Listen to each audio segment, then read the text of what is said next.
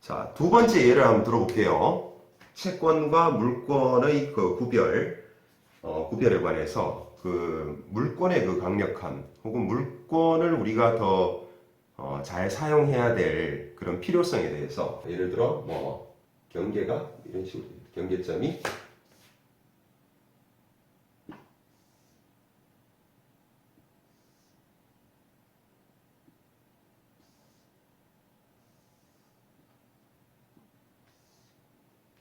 뭐 이런 식으로 좀 복잡하게 돼 있다고 한번 해볼게요.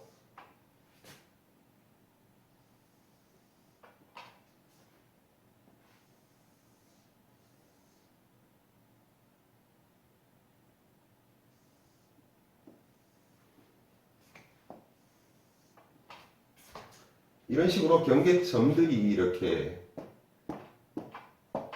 이런 식으로 경계에 많이 있어서 이렇게 많이 꾸불꾸불하다라고 했을 때 A라는 토지라고 치고 B라는 토지라고 해볼게요.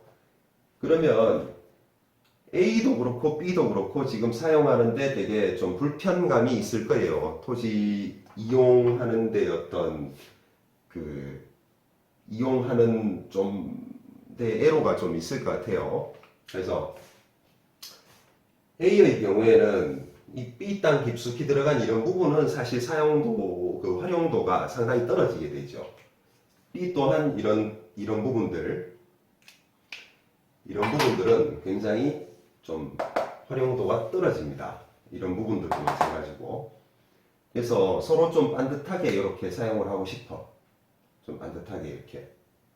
그럼 서로 교환을 좀 해서 새로 이제 필지를 좀 정리를 하고 싶은데 그게 뭐 이 부분을 자르고 이 부분을 자르고 측량해가지고 뭐 분필하고 합필하고 교환해서 합필하고 뭐 이런 절차들이 굉장히 좀 번잡하다는 거죠. 그러니까 야 우리가 살고 있는데 그냥 우리만 합의하에 우리가 좀 이용을 그렇게 하자. 그러면 자 B 색깔을 한번 구분해 볼게요. B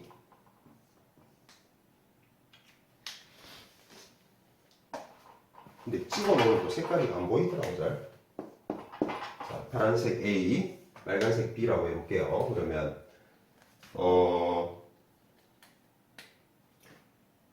요 땅 같은 경우는 이제 B로 주는 거죠. 그리고 요 땅 같은 경우는 A한테 주고 그 다음에 요 부분은 A가 사용한다. 뭐 이런 식으로. 그래서 대강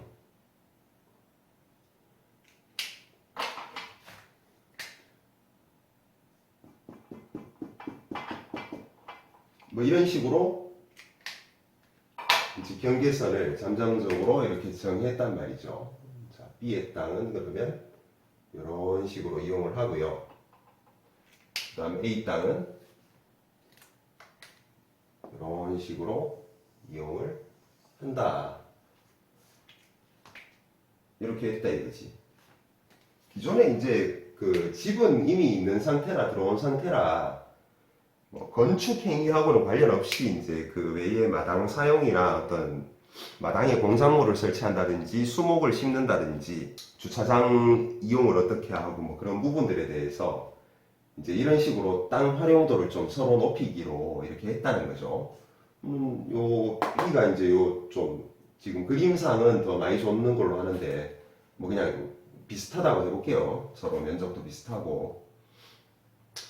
자 이렇게 했어. 이렇게 해가지고 뭐 이렇게 살다 보면은 이쪽 땅에 B가 뭐 이제 뭐 나무도 심고 그죠? 나무도 심고 뭐 담장도 이렇게 설치하고 뭐 울타리하고 뭐 안에 어떤 여러 가지 활동들을 하겠죠. 거기에 토지에 설치하는 어떤 것들이 많이 생길 거란 말이죠. 이 사람도 마찬가지고 뭐 이 부분을 주차장으로 사용하기로 했다 해가지고 포장도 하고 그죠? 포장도 하고 뭐 차고도 하나 이제 짓고 뭐 여기다가는 뭐 여기 뭐 파고라 같은 거 하나 하면 되겠다. 파고라 뭐 이런 거 하고 이런 식으로 시설물이나 뭐 이런 여러 가지 그런 토지 이용들을 이런 식으로 해왔다 이거죠. 했는데 물론 A와 B는 그때 합의할 때 당시에 계속 이제 할 생각은 없는 거죠. 우리가 계속 산다. 여기에 깔고 앉아가지고 산다라고 생각을 했는데 사람 일이 마음대로 되는 게 아니죠. 사람 일이라는 게 어떻게 될지 모르기 때문에 예를 들어 뭐 B가 망했어. B가 망했어. 망해가지고 어떻게 됐다? 이 땅 자체가 경매로 넘어갔다. 이 집과 땅이 경매로 넘어갔다.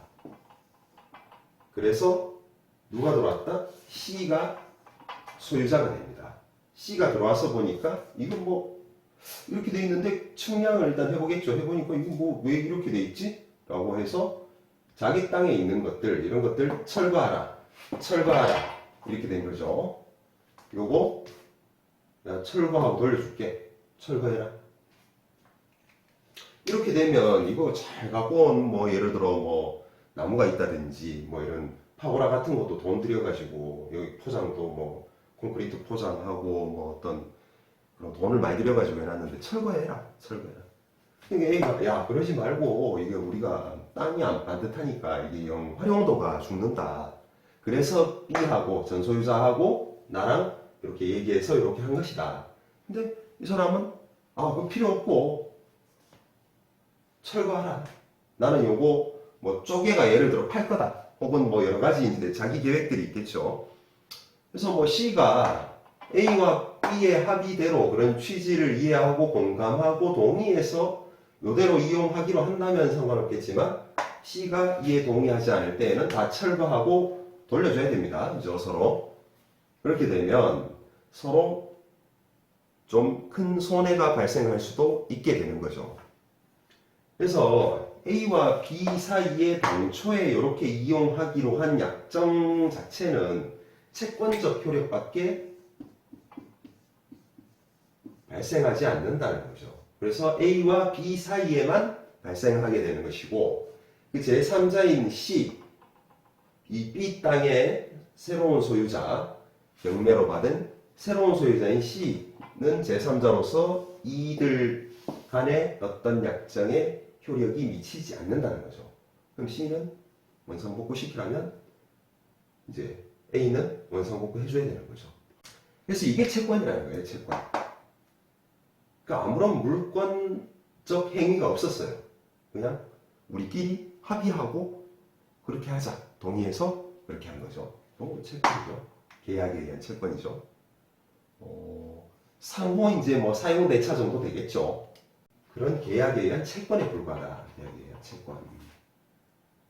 그래서 이때 사용할 수 있는 게 뭐냐면, 야, 우리가 이거 막 쪼개가지고 서로 교환하고 다시 이쪽 토지하고 합의라든가 뭐 이렇게 하려 그러면 굉장히 복잡하니까, 우리가 이렇게 이용하되 여기에다가 소유자 나중에 혹시 바뀌는 경우를 대비해서 우리가 물권적으로 뭔가를 설정해 놓자.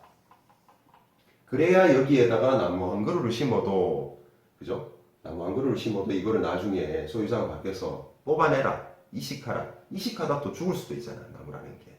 잘 키워놨는데. 잘 키워놔가지고. 예를 들어 한 20년, 30년 키워가지고, 그죠? 이게 막, 소나무가 뭐 아주 가치 있는 소나무가 됐다. 근데 이거 이식하다 죽어버리면 안 되잖아요, 또. 시설물 들여가지고 뭐 공작물 별채를 지었다든지 증축을 할 수도 있는 것이고, 증축은 뭐 여기까지는 안 되겠지만, 뭐 어쨌든, 뭐 이런 부분에 대해서 물권을, 소유자가 바뀌는 것에 대해서 물권을 설정해두자라고 해서, 이렇게 요 부분에 대해서, 각 부분에 대해서, 이제 이쪽으로 물권을 설정하는데, 이때 사용되는 물건이 지상권이라는 걸 설정하는데, 지상권. 그럼 여기에 수목이라든지, 지상권이라는 게 이제 건물이나 공작물, 수목 같은 것들, 토지에 정착하는 그런 것들을 소유하기 위해서 내가 남의 땅을 사용할 권리를 이제 지상권이라고 해요. 지상권. 그럼 지상권을 설정해 놓으면 여기다가 수목을 이제 뭐 소유를 하든, 여기에 뭐 시설물, 공작물 같은 것들을 이제 소유를 하든, 나는 이제 사용할 수 있게 되는 것이고, 지상권도 이제 물권으로서 등기를 하기 때문에 이걸 길게 좀 놓는 거지, 길게. 길게. 이건 사실 뭐 이론적으로 영구 무한으로 해도 돼요. 근데 뭐 길게 뭐 내 죽을 날까지 뭐 예를 들어 내가 나이가 50인데 그럼 내가 한 100세까지 살지 않겠나? 뭐 한 50년 하면 되는 거죠, 그죠? 50년 설정해 놓으면 되는 거죠. 이게 최소 기간만 설정돼 있고 그 법에 규정돼 있고 그 이상으로 하는 거는 괜찮다.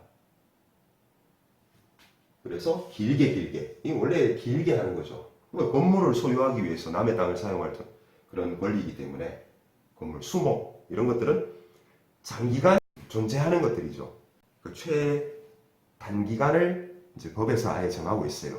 그 이상으로 더 많이 하는 거는 상관이 없다. 그래서 길게 하면 되면 길게 하는 건 상관이 없다. 아주 길게 한 70년이에요. 70년.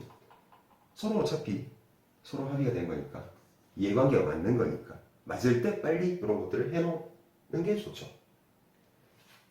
제일 좋은 건 아예 소유권 자체를 아예 이렇게 반듯하게 만드는 게 제일 좋죠. 근데 그게 뭐 번잡하고 귀찮아서 안 하는 거니까 그렇다고 한다면 이런 거라도 해놔야 서로 간에 이런 일이 발생했을 때 제3자가 소유자가 됐을 때 다시 원상복구하고 이거 철거하라 뽑아내라 이런 것들에 대해서 대비를 할 수 있다는 거죠. 그러면 지상권을 설정해놨다면 경매로 C한테 넘어갔다가도 C가 주장을 할 수 없는 거죠. 그래서 지상권자한테 지상권의 그 효력이 있는 한은 뭐 이런 부분에 대해서 철거하라 이런 주장을 할 수 없게 되는 거죠. 그래서 지상권자는 그 제3자인 새로운 소유자한테도 주장할 수 있게 된다. 지상권으로서. 자, 지상권 관련해서 한 가지 뭐 현실에서 좀 많이 쓰이는 것들 거래 형태를 보면 그 조경수 같은 거 특히 조경수 같은 거를 이제 키우는 사람들 있잖아요. 그런 사람들이 자기 땅을 다 확보해서 그렇게 하는 경우도 있지만 그런 도로변에 접했다든지 뭐 이러면서 교통도 뭐 크게 나쁘지 않은 화물차 들어갈 수 있는 그런 묵전 같은 것들 좀 묵혀진 땅들 같은 거를 이제 헐값에 좀 빌려서 조경수를 심고 키워서 이제 조경공사 같은 데 그 납품이 될 때 쫙 뽑아가지고 그 이식을 하는 쪽으로 납품을 하는 쪽으로 뭐 그런 식으로 키우셔요. 근데 그렇게 빌린다는 건 뭐죠? 돈 주고 빌리는 거죠. 돈 주고. 그러면 임대차죠, 임대차. 토지의 임대차죠. 토지 임대차다. 임대차 계약에 따라서 임차인으로서 어떤 채권이 발생하는 거죠, 채권. 근데 내가 뭐, 이래 길이 있고, 이거 뭐 묵전이 하나 있는데, 이거 묵히고 있는 땅이죠. 거의 임야화돼가는 어떤 묵혀진, 그런 이게, 지목은 전이야. 이게 있어가지고 이제 주인을 찾아서 이거 놀리느니 나한테 뭐 연도지, 평당, 뭐 한 1,000원씩 줄 테니까, 이거를 나한테 빌려주시오. 라고 해가지고 빌려가지고 이 조경수를 쫙 심었다는 거지. 좀 그 수종에 따라 다르긴 하겠지만 뭐 그래도 몇 년씩은 잡죠 보통.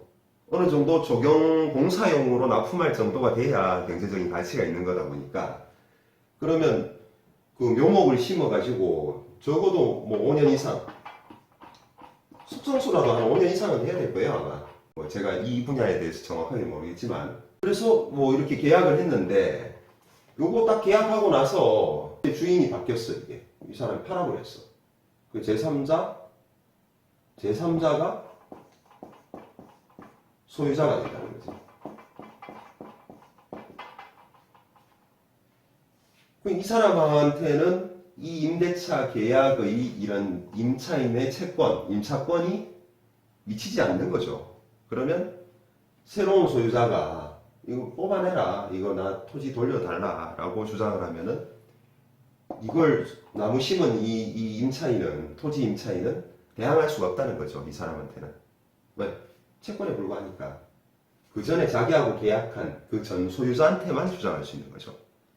그럼 이것도 다 이식해야 됩니다. 딴 데다가 딴 데 땅 구해가지고 빨리 부랴부랴 구해가지고 이거 다 또 캐다가 딴 데다가 또 이식해야 되는 그 사이에 고사하는 것들 또 몇 개 생기고 손실이 많이 생길 수 있다는 거죠. 그래서 이때도 이제 보통 이렇게들 하는데 이렇게 하지 말고 이제 지상권을 설정할 수 있죠. 수목의 소유를 위해서 지상권 설정을 하는 겁니다. 지상권 설정. 이렇게 해놓으면 소유자가 바뀌는 데 대한 따르는 그런 위험들을 이제 없앨 수 있다는 거죠. 소유자가 3번, 4번, 5번, 100만 번 바뀌어도 그 지상권이 존재하는 한은 그 누구한테든 새로운 소유자, 아니 뭐 제3자 누구한테든 주장할 수 있다는 거죠. 그래서 이런 부분들을 그런 일들 하시는 분들은 조금씩 이제 이런 걸 활용을 좀 자꾸 해보실 버릇 하는 게 좋을 것 같아요. 그래야 이제 서로 좀 이런 위험들로부터 좀 잘 일어나지 않는 일이기 때문에 사람들이 별로 이제 신경 안 쓰고 그렇게 하던 대로, 하던 관행대로 편한 대로 이제 이렇게 쭉 진행을 하시는데 이게 문제가 한번 생기면 상당히 이제 좀 번잡해지죠. 번잡해지고 손해가 많이 발생하게 될 수밖에 없는 거죠. 그래서 당초에 시작할 때 이런 식으로 확실하게 좀 정리를 해놓고 그렇게 들어간다면 좀 그런 리스크로부터 좀 자유로워질 수 있지 않은가 라는 부분 한번 말씀드립니다. 오늘 요 몇 가지 예를 통해서 물권과 채권에 관해서 한번 말씀드려 봤습니다. 자, 오늘은 여기까지입니다. 감사합니다.